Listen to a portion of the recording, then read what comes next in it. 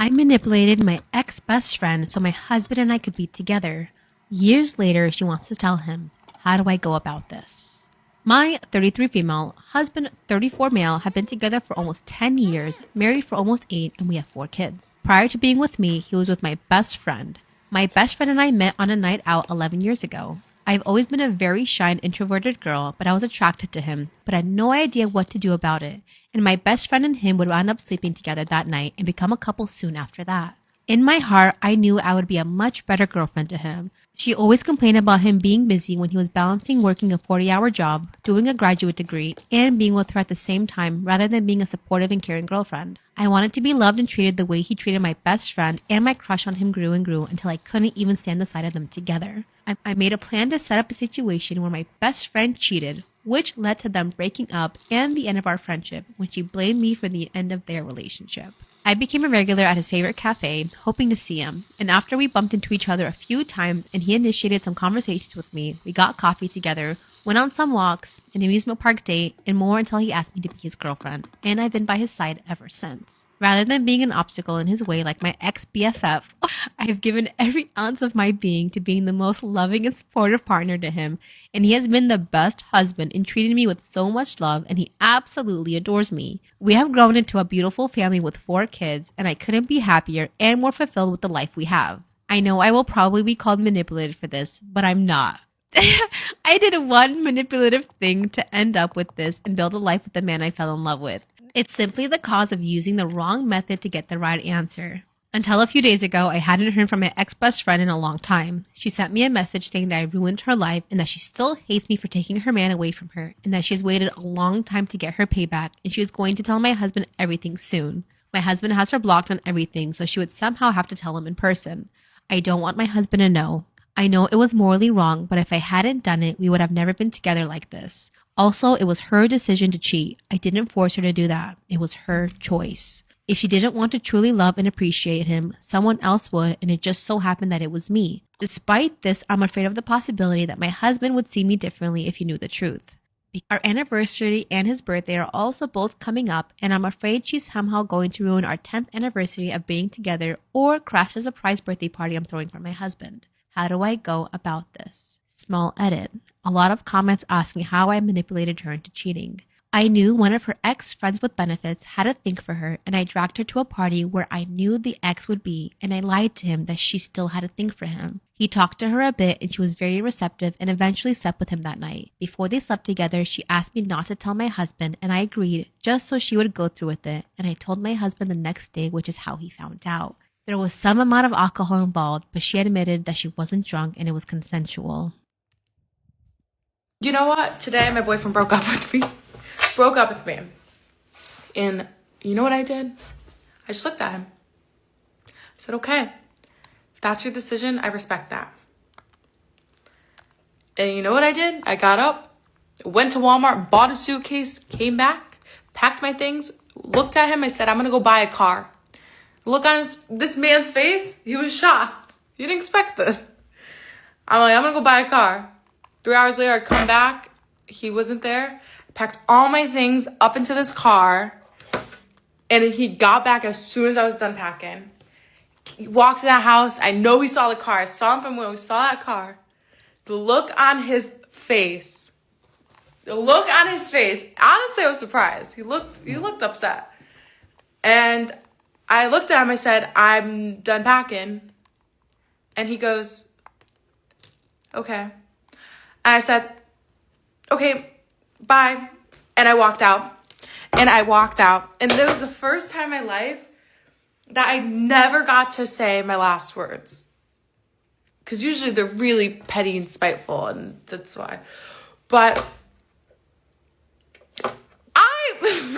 guys, I can't. What did Steve Harvey say? Never let a man tell you he don't want you twice or something like that. Like, really, like, you're sitting there looking me in the eye in the place that we lived together, on the couch we picked out, and the blankets we picked out, and the wall color that we picked out, and you're telling me you think we should separate. Like, oh, okay. Like, I don't have anything to say. I respect you telling me the truth, but all I can say is okay and leave. I'm not going to sit there and beg someone to choose me. I used to be that way, not anymore. I know my worth. And my guy friend was like, wow, like, you walked out on him. Like, you didn't even fight. Fight for what? Like, what? I'm not going to lose any more dignity. I'm going to fight for someone to, want to be with me, want to live up to my standards. You don't live up to my standards, it's fine. That's okay. Go find someone with lower standards. There's plenty of girls out there who will be with you just for your money and have no standards. Like, I have standards. Like, okay? So, I don't know. I got a new car. I got my braces on in 7th grade, and I was supposed to get them off the summer before 9th grade. And it was 11th grade at this point, and I, 1, had not gotten them off, and 2, had not been to the orthodontist in 6 months because they would keep scheduling my appointments and then canceling them, scheduling, cancel. It was just a cycle that went on for 6 months. And for anyone who doesn't have braces, you're supposed to get your braces looked at and tightened every 4 to 6 weeks, okay? And it had been way longer than 4 to 6 weeks since I had been to the orthodontist. And they finally get us, they finally want to see me, and we're like, okay, let's go. We go into the orthodontist office, and everything is completely revamped. And I'm not talking decor, I'm talking people. Like, receptionist, gone, replaced. Dental hygienist, gone, replaced. Orthodontist, my orthodontist, gone, okay? They didn't even utter her name, okay? And this practice was named after her, okay? So they're not saying her name or anything like that, not mentioning where she is, nothing. And we're like, okay, that's a little weird, but whatever. And so the new orthodontist, he takes a look at my mouth, and the one thing you don't want to hear a medical professional ever say when they look at you is uh-oh. And he said uh-oh as soon as he looked at my mouth. And I'm like, uh-oh. Like, why are we saying uh-oh? And he says, the way that previous orthodontist had told you to wear your rubber bands, it was incorrect, first of all, and it has shifted your entire jaw to the right. The bottom half of my jaw, shifting right, okay? And once again, I didn't notice anything these past few months that I didn't notice anything wrong with my face until he showed me in the mirror and he pointed it out. He's like, yeah, this to the right. Okay. And it wasn't Tyler Posey level, shifted, but it was shifted. Okay. It was bad. And I was like, can you please fix this? What do I do? What do I do?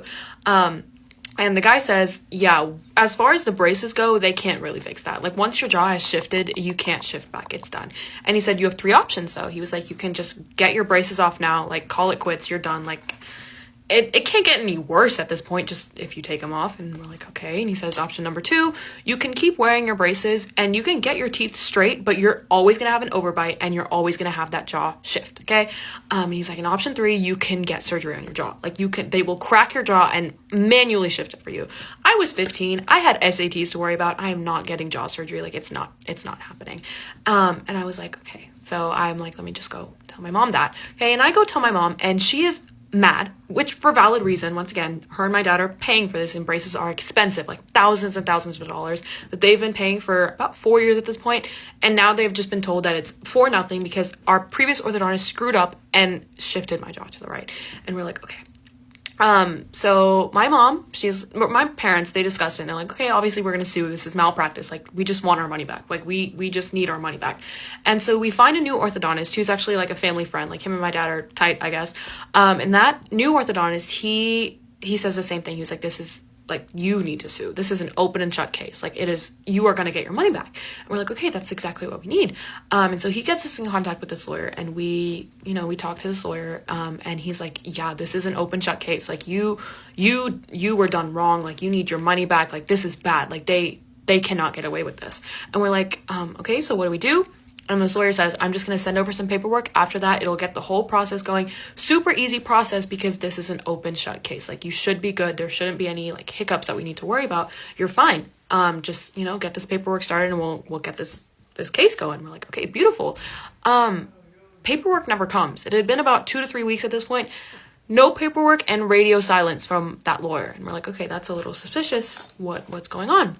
My dad is obviously calling during this time, trying to get an update. And it's to the point where he is calling every single day and leaving a message, trying to get in contact with this lawyer. Nothing. Okay, we haven't heard a single thing. And so after more and more time of my dad calling, we finally get in contact, okay? And the lawyer picks up, and we're like, hey, is everything okay? What happened? We never got the paperwork. We just didn't get it. And the lawyer said, this was like around the time that Hurricane Harvey had hit Houston, and the lawyer's properties, all of them were in Houston and just kaput, underwater, they're done. And so the lawyer is like, I'm putting a pause on my law practice because I currently have no law practice right now because it is underwater, done, okay? He says, I'm not practicing law right now. I just need to focus on getting my properties in order. You know, I'm so sorry, hope for the best. My dad is like, hey, no worries. Like, you have a lot on your plate. Don't even worry about it. Like, praying for you. Hope everything turns out okay. We're just gonna get a new lawyer. And so we get in contact with a new lawyer, and he pretty much says the same thing. He's like, yeah, this is an open shut case. You're good. We just need to get your money back, get this paperwork done, and we can get started. And we're like, great, you know, paperwork, that's it, that's all we have to do. Paperwork never comes, okay? And we're like, what? This is like the easy part of this whole process. Like, what's going on? Did not get any paperwork, okay? And so my dad is calling constantly to this lawyer, and he's not getting any response at all. He's calling daily, once again, leaving messages, everything like that, okay? And weeks and weeks and weeks go by, and you know, someone finally picks up the phone, and it's actually the lawyer's brother. And we're like, why is the brother answering the phone? Like, what's going on? And so my dad is like, hey, like, I'm trying to get in contact with, like, blah, blah, blah. Like, he was supposed to send him over some paperwork. Is everything okay? And the lawyer is like, yeah, he has been in the hospital for a few weeks because he got into an accident, and he broke both of his arms and legs. Both of his arms and legs gone, okay? Because he's not going to be practicing law right now because obviously he needs to, you know, get rehabilitated, get control of his limbs again, because of this, you know, horrific accident. My dad is like, oh my God, praying for you and your family. I hope everything turns out okay. Don't worry about this. We're gonna find a new lawyer. Don't worry. Hope everything turns out okay. And we tell our orthodontist, we're like talking to the new orthodontist, and we're like, hey, like this happened again. Like, what's going on? And the orthodontist is like, that is weird that it happened not once but twice. And then our orthodontist is like, you know what, like, I'll put you in contact with my, like, he's a friend, and he's like, he specializes in malpractice suits. Like, he knows a lot about the medical field, knows a lot about the law field, combine them, malpractice, and he thinks that your case is so open and shut easy that he's gonna do it pro bono, okay? And we're like, this is everything we could ask for, okay? So we once again get into contact with this lawyer, and super nice guy from what I heard. I didn't personally talk to him, but my dad said he was really great, really professional, and he said the same thing that we've been hearing, that this is an open shut case, everything should be good. It's not going to be that difficult. Like, this is malpractice, like, to a T, textbook malpractice. And we're like, okay, let me guess, like, we need to sign some paperwork and get the ball rolling. And the guy's like, yep, that's all we need from you guys right now, just paperwork. Surprise, paperwork actually makes it to us. And we're like, oh my God, okay, so we made it past the first step. Never done that before. And so we signed the paperwork, and we, you know, send it back, and then radio silence. We don't hear anything from this lawyer. Nothing. No emails, calls, nothing, okay?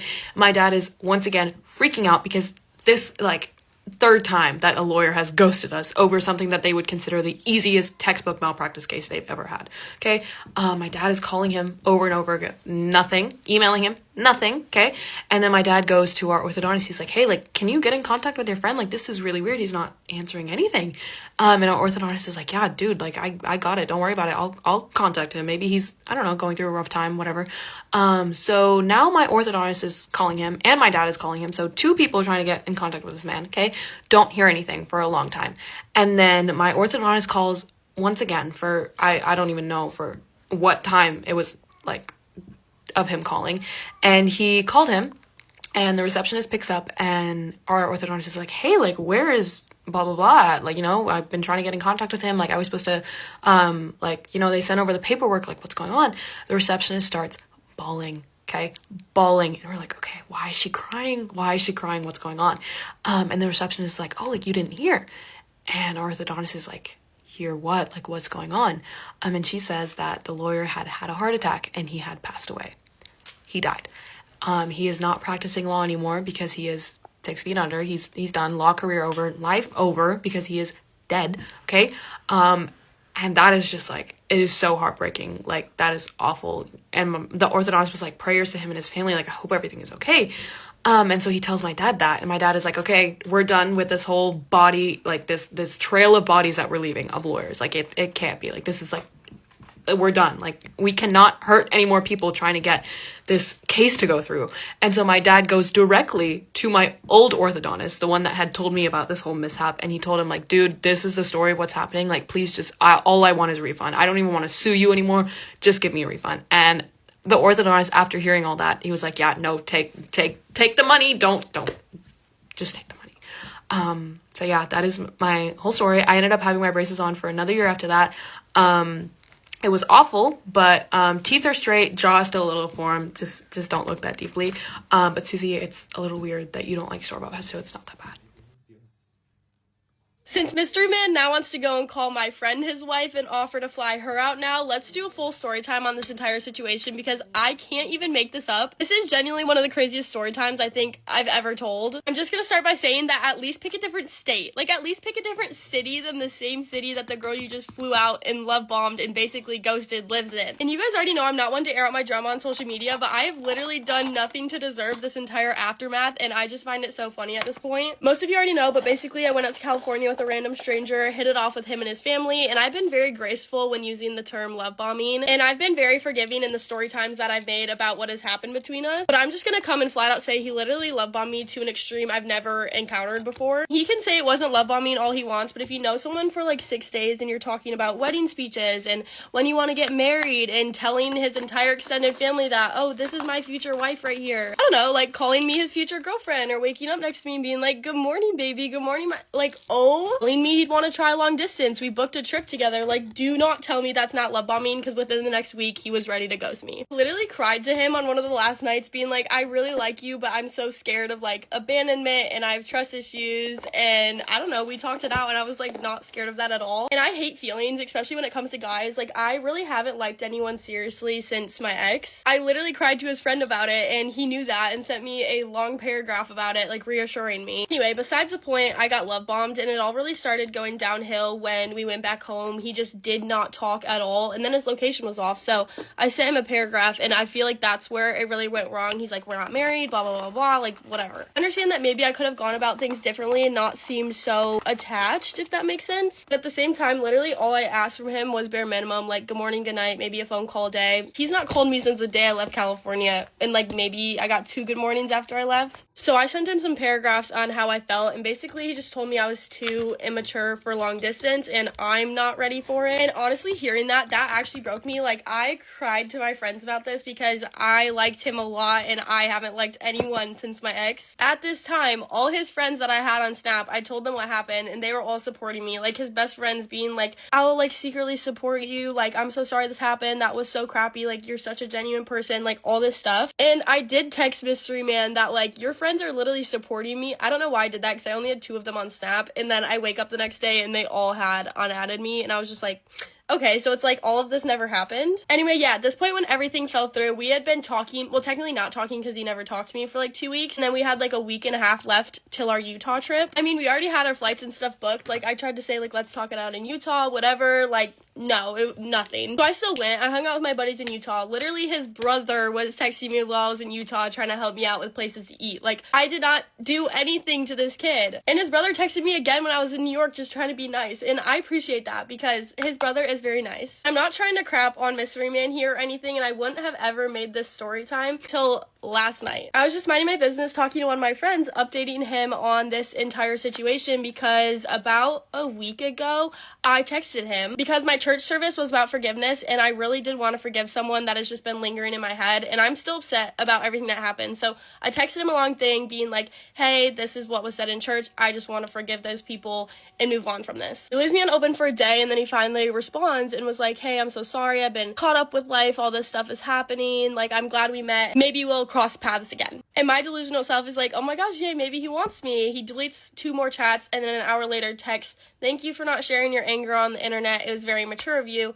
Because genuinely, I didn't want to say anything bad about him at all. Like, I'm not someone to do that. And I was hurt, guys, and he knew that. I had told him multiple times how hurt I was. The next day, he texted me 2 more times and was like, you keep adding me to your private. Of course I do. I want you to see me having fun in life. Then he texted, did you give your dad the paddle that he had gifted me that I already told him I gave my dad? So I'm like, okay, maybe he wants me back. Like, he's trying to start conversation. I tell my friend this, and he goes, oh my gosh, no, he's been talking to this girl that you know. And I was like, sorry, what? And then he sends me all all of the screenshots of Mystery Man being like, "You're my wife, like, I'll fly you out," like, all this crazy stuff. And she had only snapped him, like, once. This wasn't like she was really instigating much. He just kind of went off and said all that. I'm glad she didn't fall for it because I did, and I guess that's how I ended up in California. But what are the chances he literally is saying that stuff to a girl that went to a school right next to me? Like, I literally know who she is. And he tells me he's so busy and he can't do long distance, but yet you're willing to fly out another random girl. Like, how many people do you do this to? So I texted him all the screenshots of everything I know. I low-key went off, and I have a very calm demeanor. I don't go off at people very much, but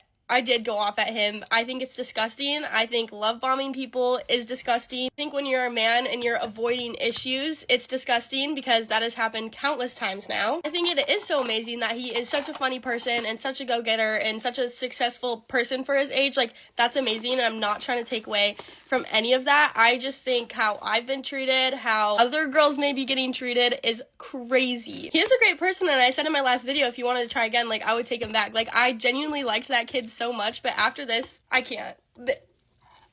Only me. Like, I am genuinely so upset, and I'm just trying to laugh at it at this point because it literally sucks. I feel like any guy I ever bring onto my social media because I'm finally like, oh, maybe they're the one, it just backfires every time. Yeah, me and the girl, we have each other's snaps. We've been talking this up. Like, we were like, this story time is gonna go crazy. I know another girl that he kind of previously did this to, and he told me all about it and called her crazy, and I'm just starting to think maybe the girls aren't the crazy ones. No, but immediately when I sent him those screenshots, he went and added the girl from my hometown, but he still follows her and just left her on scene. I don't know what's going on. Again, he can talk to whoever he wants. Like, we're not talking anymore. I just find this entire situation crazy. If he's just flirting with her, like, I don't care, but don't go and call random girls your wife and offer to fly them out to places and make promises that you genuinely can't keep. Just more upset with all the excuses that he gave me instead of telling me the truth. But yeah, that's basically my story time. I have about 100 different story times like this that I could come and air out on social media, but I genuinely like to keep a lot of my life private, and I don't think you guys always realize that. But this one was funny, and I know if that boy let me, I would have gave him my all, so that's why I'm so hurt by this. Anyway, I hope you guys have a great day and you enjoyed my rant story time. I don't even know how to process this. I, female 28, and I, male 27, ran into her ex at the mall, and it sent me for a loop. Hi all, never done anything like this before. New account because I don't know where this is going, if it's even going anywhere. My wife and friends know my Reddit username. Maybe I'm overthinking, maybe not. But something about this past weekend is just sitting weird with me, and I don't know if I should trust my gut or if I'm just getting in my own head. So for some context, my wife, Carla, and I have been together for 4 years, married for 5 months. We have a solid relationship, no real trust issues or anything like that. She's an amazing person. I love her endlessly. Something about her that's important to this situation is that she's always been one of those people who holds grudges forever. Like, she's still mad about a girl stealing her seat in 9th grade. If you cross her, she holds it against you forever. I think that's what makes this whole thing feel off. We were out shopping on Saturday at a mall about an hour from home. At this point, the day was winding down and we were grabbing a bite to eat in the food court. And that's when we ran into Chris. Now, Chris is the ex. She was with him from 16 to 24. He's the only ex she ever really talks about, and every time she has, it's been something negative. They fought a lot. They had a messy breakup. They were toxic. They cheated on each other, the whole 9 yards.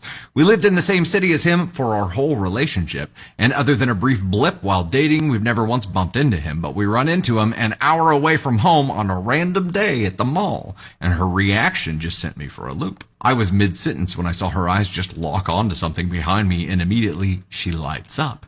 Big smile. Before I even turn to see who it is, she's already standing up to greet him, just beaming. They hug, and not just some quick oh hey hug, like it felt like it was an so amazing to finally see you again hug. And then suddenly, I'm just standing there, completely shut out of the conversation while they start catching up. I didn't even know who he was. I haven't seen him in years and had to piece it together as they chatted. I thought she would introduce me, but nope. I'm just standing there while she's laughing, fully engaged with him, even some physical touching. At one point, she shoved his arm playfully. I'm not a jealous person, and I honestly have zero problem with her being friends with whomever she chooses, but my impression of her relationship with him was different than what I was seeing. I figured I was overreacting or reading too much into it, but I still felt a bit weird, like a third wheel if I'm being honest, so I just tried to hint that it was time to go by picking up our trays and making it clear I was ready. So I walked off, tossed the trays, came back, still talking. They finally wrap it up after a few more minutes and they hugged again, and then he was off. And then without a single word about it, she just looks at me and goes, okay, let's stop at Lululemon and Indigo before we head out. Like nothing happened. I kept waiting for her to bring him up, say something about how weird it was, or at least acknowledge him or their conversation in some way, but she just acted like it was nothing. We shopped for another 45 minutes like nothing happened. Once we got in the car, I waited to see if she'd bring it up. She did not. Small talk died off after a few minutes after we got on the highway, and she was just glued to her phone. So I asked who she's texting. She says the group chat.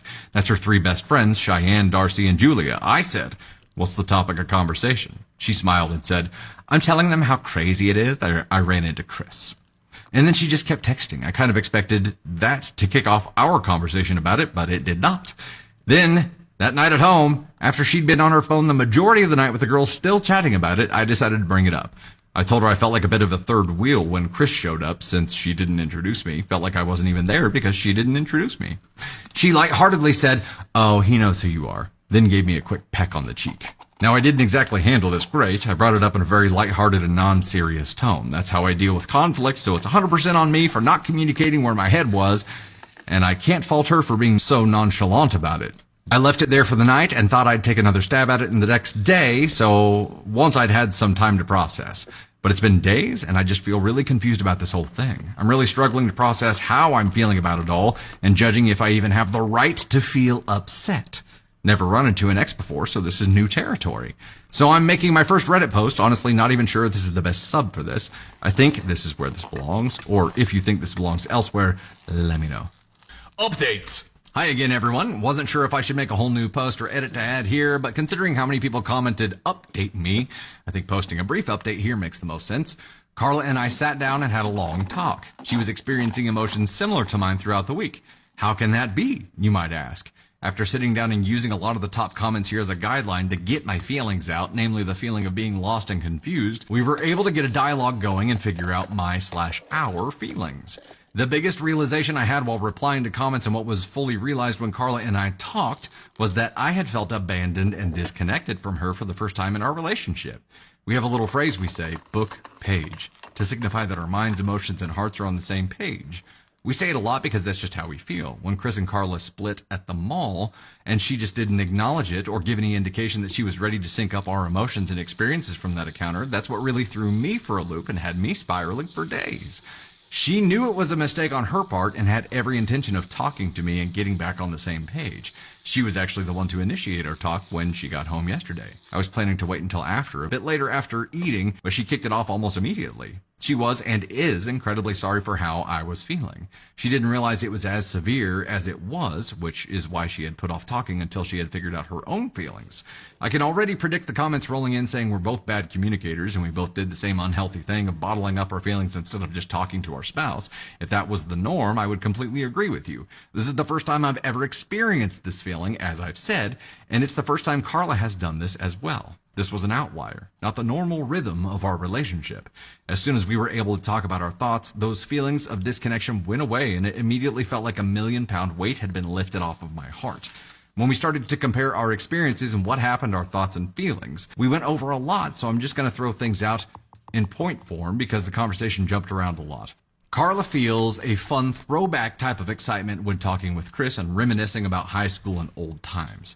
He added her on Instagram that night after they ran into each other at the mall. She added him back and they started DMing. He had broached the idea of meeting up for coffee to catch up when they were talking at the mall. She said she might be open to it, but didn't commit at that point. You just finding this out after a few days? She talked to the girls in the group chat because they were all there during the Chris era and had talked in the past about what meeting up with him again would be like. I told her I tried to check her phone to ease my anxiety, and she said she was sorry the password had changed. She changed it due to a misunderstanding with an instruction from her new work's mail app. Do you believe that? Totally believe it, man. She changed her phone passcode from my birth year, her birth year, our meeting year, to our meeting year, my birth year, her birth year. Just a reorganization. She had changed it around November or December, and I just hadn't had a need to touch her phone to try to get in. She handed me her phone and let me enter the new code to show me she was being honest. The girls' group chat was full of girl talk. There are a couple of people that reached out to me via DM that I've already shared details with, and a few of them say this girls' chat was extremely inappropriate and not okay, while others said it resembled what their girls' chat would look like under the same circumstances and with all the same history and context. Carla does still have some lingering feelings for Chris. It's not something that she feels detracts or impacts her feelings for me at all. She was brutally honest and said it's more of a physical lust attraction, not feelings of love. Carla has a very dominant and assertive personality type, and so does Chris. They never worked out as a couple for that reason, but they connected physically really well. You don't say. Our relationship works the opposite way, and she knows that I'm the puzzle piece for her heart and soul, and that no matter anything else, she wants to spend her life with me, and I feel the same way about her. Well, thank goodness you're the puzzle piece for her heart and soul, because he's the puzzle piece for her vajayjay. A lot of the girls' group chat dove into some details about my and Carla's sex life as well as her history with Chris. I learned some things in the chat that Carla had hinted at before to me in conversations or while being intimate that made a lot more sense. I can provide some additional details if people want, but I don't think that's really the point here. Carla said she wanted to meet up with Chris for coffee. She messaged him with me at the end of our talk, and they confirmed for today. It's 1:22 p.m. They met up for coffee at 11 a.m. Checked in with her, and she said it's going really well.